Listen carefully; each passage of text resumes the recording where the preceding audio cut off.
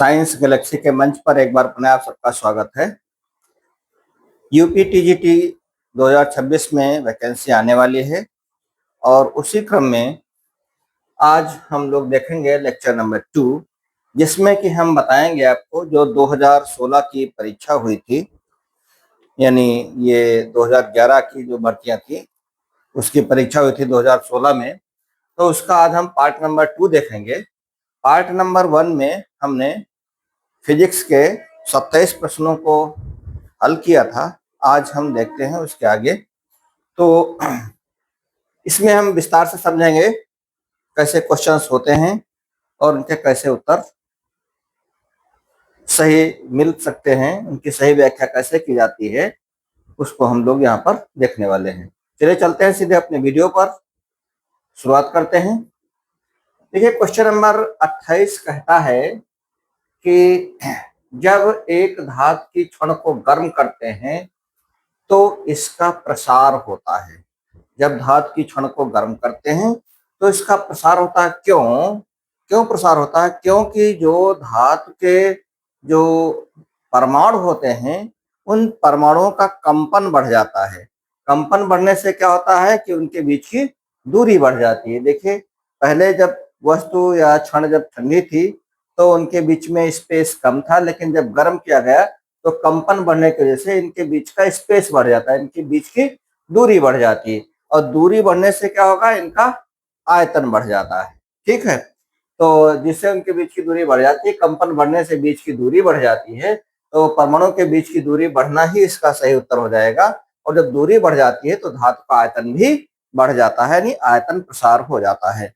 तो इसका सही उत्तर तो रहेगा परमाणुओं के बीच की दूरी बढ़ जाती है। ठीक, अगला क्वेश्चन है, जब एक कॉपर बाल को गर्म किया जाता है तो इसमें अधिकतम प्रतिशत वृद्धि किस चीज में होती है? उसके व्यास में, क्षेत्रफल में या आयतन में? तो वास्तव में आयतन प्रसार गुणांक सबसे अधिक होता है। अगर रेखीय प्रसार गुणांक अल्फा हो तो क्षेत्रीय प्रसार गुणांक हो जाता है 2 अल्फा, यानी बीटा बराबर 2 अल्फा के। और जो आयतन प्रसार गुणांक अगर होता है तो उसको गैमा से लिखा जाता है। गैमा बराबर होता है कितने के? 3 अल्फा के। तो गैमा यानी आयतन प्रसार सबसे अधिक होगा, यानी आयतन में सबसे अधिक वृद्धि होती है। इस चीज को हम लोग ध्यान रखेंगे। ठीक, उसी को समझाया गया है यहाँ पर। तो इसका सही उत्तर रहा सी। अगला क्वेश्चन कहता है एक वर्णन जिसका रेखीय, एक बर्तन है, कोई वर्णन की जगह बर्तन है, एक बर्तन जिसका रेखीय प्रसार गुणांक अल्फा है, जब द्रव भरा है तब द्रव का आयतन प्रसार गुणांक गैमा है। तो आयतन प्रसार गुणांक गैमा दिया है। यदि गर्म करने पर द्रव बर्तन से बाहर निकल जाए तो कहते हैं इनमें से कौन सा संबंध होगा? एक कोई बर्तन है, बर्तन में द्रव भरा हुआ है, ठीक, रेखीय प्रसार गुणांक अल्फा है, और आयतन की अगर हम बात करें तो आयतन प्रसार गुणांक जिसको हम गैमा से लिखते हैं, गैमा अगर 3 अल्फा से ज्यादा हो जाएगा तो इसका मतलब क्या हो जाएगा कि बर्तन से बाहर द्रव निकल जाएगा। तो वही स्थिति समझाई गई है कि यदि gamma is greater than 3 alpha या 3 अल्फा स्क्वायर तो उस स्थिति में द्रव बर्तन से बाहर निकल जाएगा। तो वही कहते हैं यदि गर्म करने पर द्रव बर्तन से बाहर निकल जाए तो कौन सी शर्त होगी? तब गैमा ग्रेटर देन होगा 3 अल्फा या 3 अल्फा स्क्वायर। ठीक, 3 गुने से अधिक होगा। वही चीज यहाँ लिखी गई द्रव का, ये द्रव की जगह द्रव है। द्रव का आयतन प्रसार गुणांक रेखीय प्रसार गुणांक के 3 गुने से अगर अधिक होगा तो ये द्रव बाहर निकल जाएगा। ठीक, उम्मीद करते हैं बात समझ आ गई होगी। तो इसका सही उत्तर क्या रहेगा? इसका डी पार्ट सही रहेगा। अगला क्वेश्चन है, पानी का आयतन प्रसार गुणांक न्यूनतम होता है। ठीक है, ये क्वेश्चन बहुत कई बार पूछा गया है। इस टाइप के क्वेश्चंस विभिन्न प्रतियोगी परीक्षाओं में पूछते हैं। तो हम सभी लोग जानते हैं कि 4 डिग्री सेंटीग्रेड पर जो होता है वो द्रव का आयतन प्रसार गुणांक न्यूनतम होता है और वो लगभग 0 होता है। ठीक है, पानी का आयतन प्रसार गुणांक 4 डिग्री सेंटीग्रेड पर लगभग शून्य या हम कह लें न्यूनतम होता है।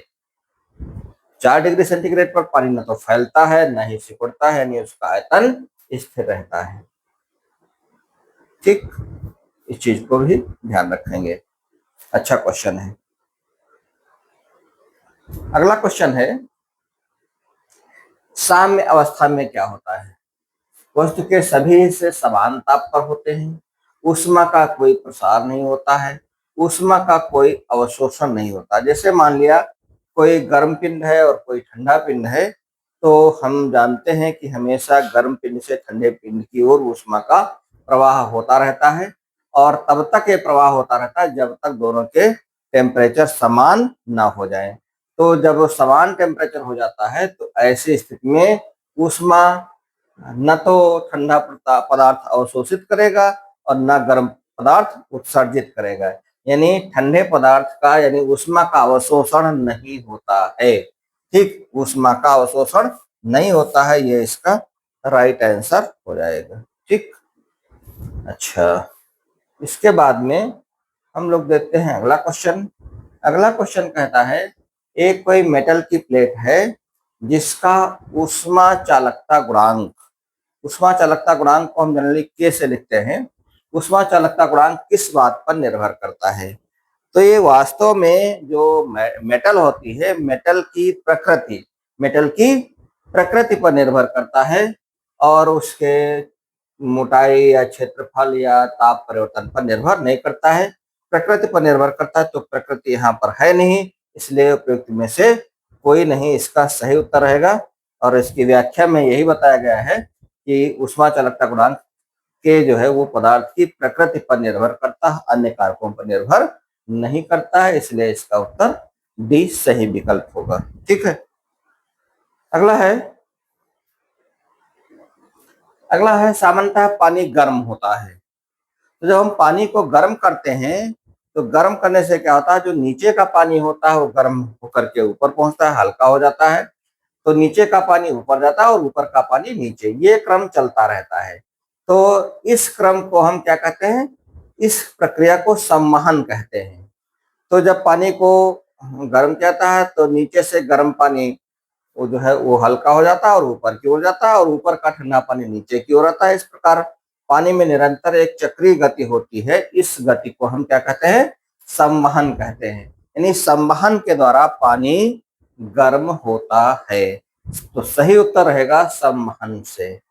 ठीक, कोई चीज लिखी है, यहाँ पर भी लिखा है पानी में गर्म होने पर संवहन धाराएं बहती हैं, इसीलिए पानी सामान्यतः संवहन द्वारा गर्म होता है। ठीक, अगला क्वेश्चन है कि ऊष्मा के अच्छे अवशोषक ऊष्मा के अच्छे उत्सर्जक भी होते हैं, यह नियम किसने बताया था? तो किरचॉफ ने ऊष्मा संबंधी यह नियम प्रतिपादित किया था, और उन्होंने कहा था अच्छे अवशोषक अच्छे उत्सर्जक होते हैं, इसी प्रकार से बुरे अवशोषक बुरे उत्सर्जक होते हैं। तो ये नियम कहलाता है किरचॉफ का ऊष्मा संबंधी नियम। ठीक, किरचॉफ ने बताया था कि किसी पिंड की अवशोषण क्षमता उस पिंड की उत्सर्जन क्षमता के बराबर होती है। ठीक,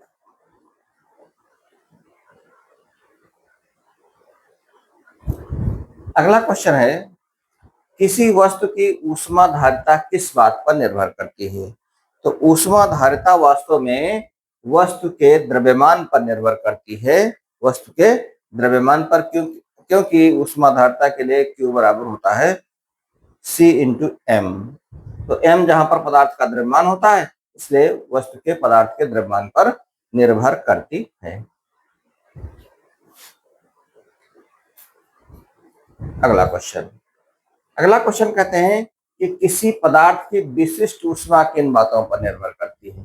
तो विशिष्ट ऊष्मा वास्तव में न तो द्रव्यमान पर निर्भर करती है, न तो ताप पर निर्भर करती है, न आयतन पर निर्भर करती है, बल्कि वस्तु की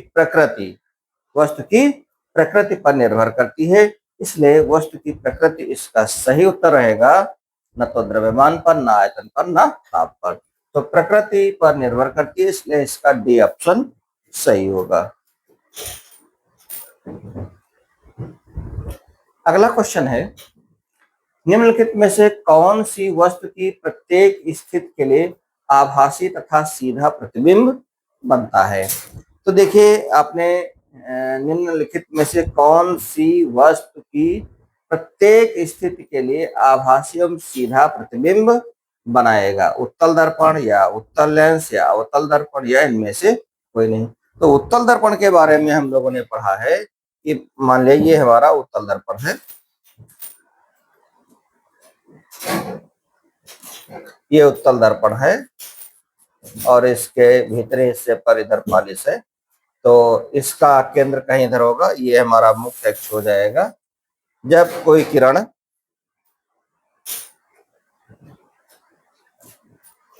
यहां से कोई समांतर अगर किरण आएगी तो समांतर आने वाली किरण हमेशा कहां से होकर के जाएगी? इसके फोकस से होकर के जाएगी।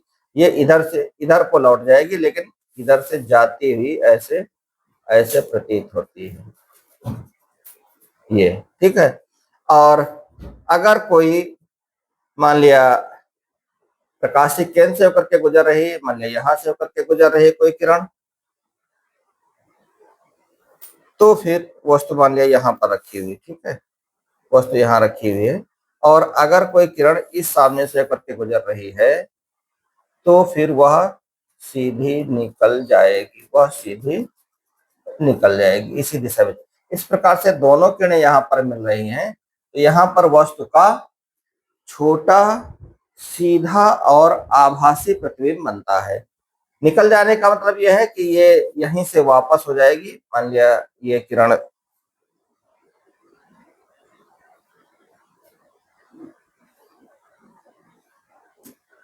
ये कोई किरण इधर से इधर की ओर आ रही थी, समांतर आ रही थी, मुख्य अक्ष के समांतर आ रही थी, तो समांतर जाने वाली किरण जो है वो फोकस से जाती हुई प्रतीत होती है, इधर की ओर मुड़ जाएगी, और अगर इसको पीछे बढ़ाएं तो ये यहाँ से फोकस से जाती हुई प्रतीत होती है। इसी प्रकार से अगर कोई किरण वक्रता केंद्र से होकर के जा रही है, यह है सी और यह है एफ, अगर कोई किरण वक्रता केंद्र से होकर के जा रही है तो लेंस की स्थिति में तो सीधे निकल जाएगी, लेकिन दर्पण की स्थिति में क्या हो जाएगा? इसी दिशा में वापस लौट जाएगी। अगर इसे पीछे बढ़ाएंगे तो यहां से जाती हुई यानी वक्रता केंद्र से जाती हुई प्रतीत होती है। इस प्रकार से दोनों किरणें यहाँ पर मिल रही हैं, तो यहीं पर वस्तु का प्रतिबिंब बन जाता है। अब इस वस्तु को हम चाहे यहाँ पर रखें, अनंत पर रखें, या यहाँ पर रखें, या यहाँ पर रखें, किसी भी स्थिति में क्यों न रखें, जो समांतर जाएगी वो हमेशा फोकस से जाती है होकर के प्रतीत होती हुई निकल जाएगी, और जो प्रकाशिक केंद्र से जो वक्रता केंद्र से होकर के जाएगी वो उसी दिशा में वापस लौट जाएगी, और अगर पीछे बढ़ाएंगे तो यहाँ पर अपना प्रतिबिंब बनाएगी। इसलिए प्रत्येक स्थिति में वस्तु का प्रतिबिंब सीधा रहेगा, आभासी रहेगा और वस्तु से छोटा रहेगा, ठीक। तो ये स्थिति होती है उत्तल दर्पण की। इस दर्पण का प्रयोग जो है वो जो हमारे वाहन होते हैं उन वाहनों में साइड में जो मिरर लगा होता है, इस मिरर को ही लगाया जाता है, क्योंकि पीछे से दूर से आने वाली गाड़ियों का प्रतिबिंब वहां पर देखा जाता है। अगला, अवतल दर्पण के लिए यदि x1 तथा x2 वस्तु तथा उसके प्रतिबिंब की फोकस से दूरियां हैं, यहाँ पर दर्पण से दूरियां नहीं है बल्कि कहां से? फोकस से दूरियां हैं। अगर ये फोकस पॉइंट है तो यहां से वस्तु की दूरी x1 है और प्रतिबिंब की दूरी जो है वो x2 है। यहां तक किया जाएगा, शेष का इधर का हिस्सा नहीं लिया जाएगा, केवल यहां तक फोकस से दूरियां दी हुई x1 और x2। ऐसी स्थिति में यह जो नियम हम लगाते चले आ रहे हैं जनरली, इस नियम का यहाँ पर उपयोग नहीं किया जाएगा, बल्कि इसके स्थान पर एक और नियम न्यूटन ने प्रतिपादित किया था, और न्यूटन ने कहा था कि ऐसी स्थिति में जो फोकस दूरी का स्क्वायर वो बराबर होता है उन दोनों के फोकस से जो दूरियां होती हैं उसके गुणनफल के बराबर होता है, यानी F square equal to x1 into x2, F square equal to x1 into x2। ऐसी स्थिति में f बराबर हो जाएगा अंडर रूट x1 x2, ठीक, तो ये इसका सही उत्तर है। ठीक है, इस फार्मूले का प्रयोग हम नहीं कर पाएंगे क्योंकि यहाँ पर जो दूरी है वो अगर सारी दूरियां यहाँ से दी होती, यहाँ से, तब तो हम इसका प्रयोग कर सकते थे, अदरवाइज इसका उपयोग ना करके न्यूटन ने एक सूत्र बताया था कि अगर फोकस से वस्तु की दूरी x1 है और प्रतिबिंब की दूरी x2 है, ऐसी स्थिति में एक फॉर्मूला उन्होंने बताया कि F square equal to x1 into x2। तो उसी के अकॉर्डिंग ये हो जाएगा एफ बराबर अंडर रूट x1 x2, इसलिए इसका सही विकल्प होगा सी।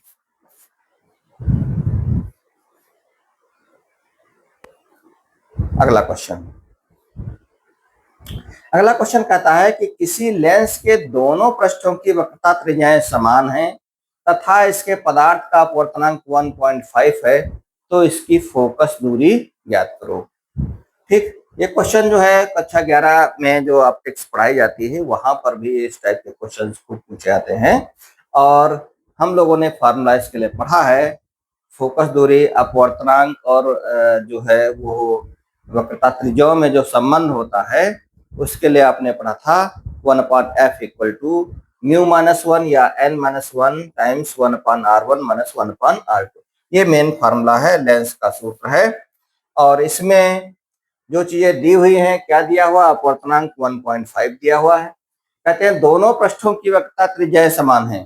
तो पहला पृष्ठ ये जो R1 पृष्ठ है, इसकी वक्रता त्रिज्या इधर होगी जो कि पॉजिटिव होगी। R1 को अगर हम R मान लें, पॉजिटिव में रहेगा, और R2 जो कि इधर होगा, लेफ्ट साइड में होगा, तो R2 इक्वल टू -R। क्योंकि दोनों बराबर हैं तो वही यहाँ पर माना गया है, R1 इक्वल टू +R और R2 इक्वल टू -R, क्योंकि दोनों वक्रता त्रिज्याएं क्या है, समान है। तो कहते हैं फिर ऐसा करने पर बताइए फोकस दूरी कितनी हो जाएगी। तो हमने मान रख लिया 1/f बराबर 1.5 - 1 1/r, ये तो पॉजिटिव रहा R1, और माइनस R2 की जगह पर -R हो जाएगा, तो -R हो जाएगा। इसको जब हम सॉल्व करेंगे तो ये माइनस माइनस प्लस हो जाएगा, 1/r plus 1/r that is 2/r, और 1.5 में से 1 निकल गया, 0.5 बचा, तो 0.5 इंटू 2 दैट इज 1/r। तो 1/f बराबर 1/r, इससे मतलब हो गया f बराबर r। तो f बराबर r यानी +- r इसका सही उत्तर रहेगा। ठीक है, उम्मीद करते हैं सवाल समझ में आ गया होगा। मेन फार्मूला आपका ये रहा, इसी में हमने वैल्यू रख लिया। आगे बढ़ते हैं। अगला क्वेश्चन है कि किसी पदार्थ का अपवर्तनांक महत्तम कब होगा।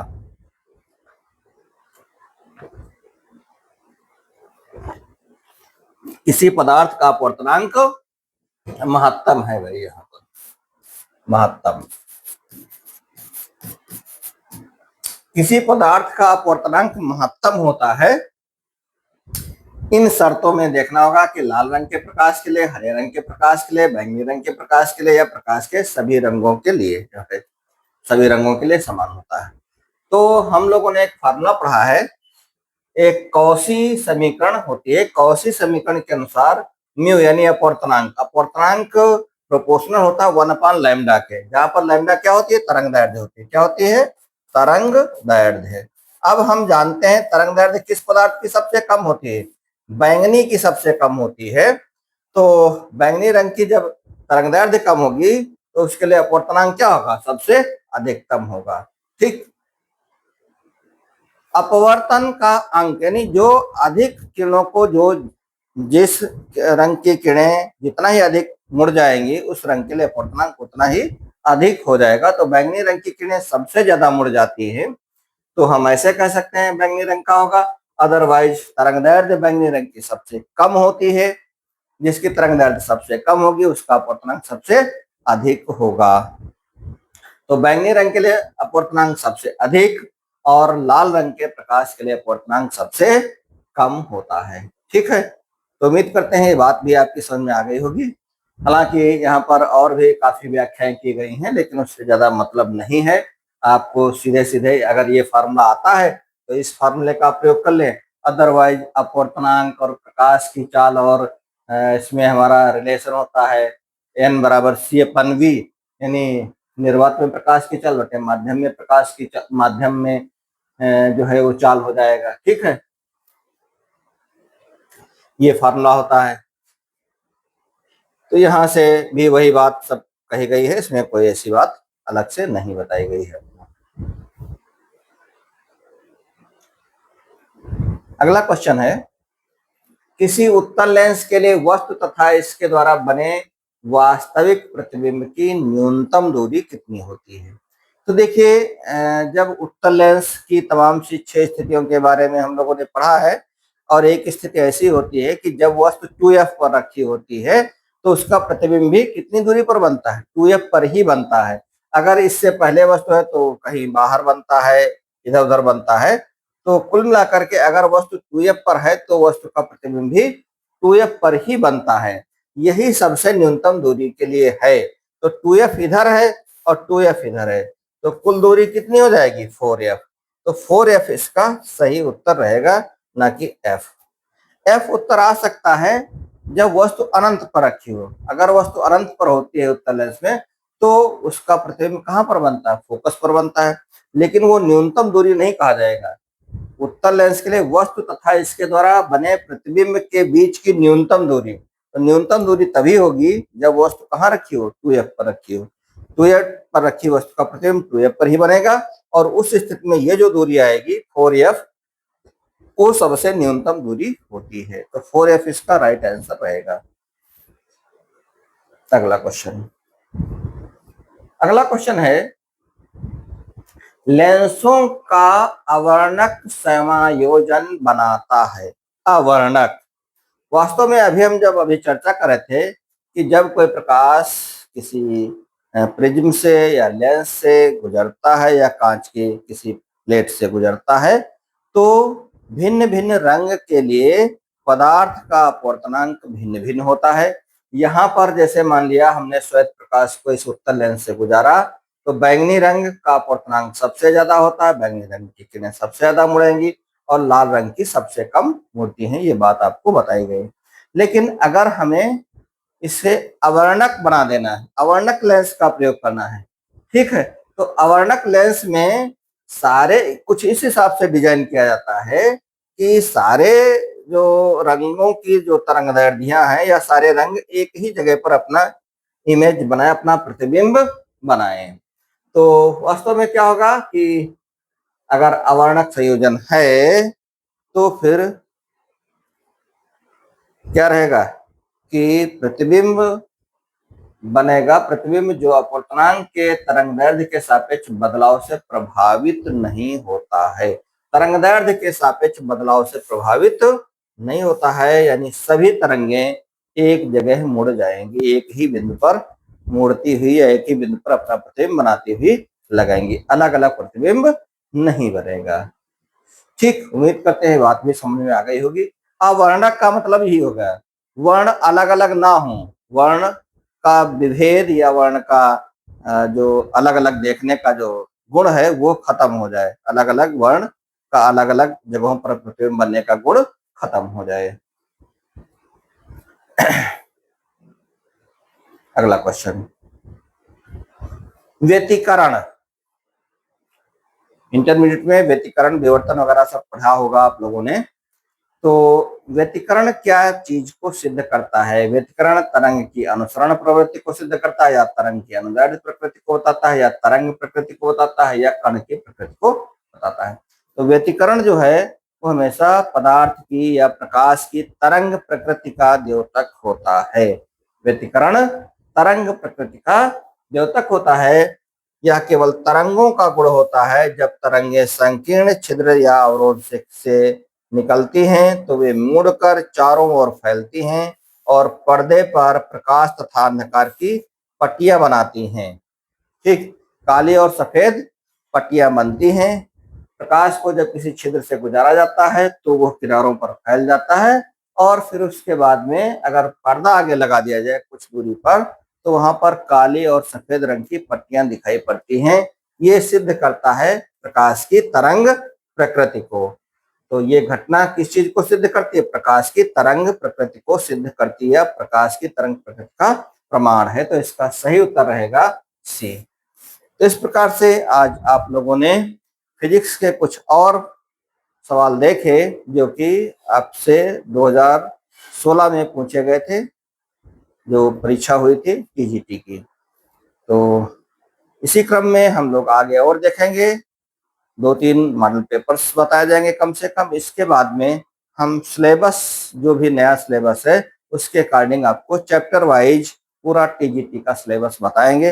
अगर आपको हमारा ये वीडियो पसंद आया है तो इसे लाइक करें, शेयर करें और सब्सक्राइब करें और कमेंट करके बताएं इसमें और क्या सुधार की गुंजाइश आप चाहते हैं। धन्यवाद।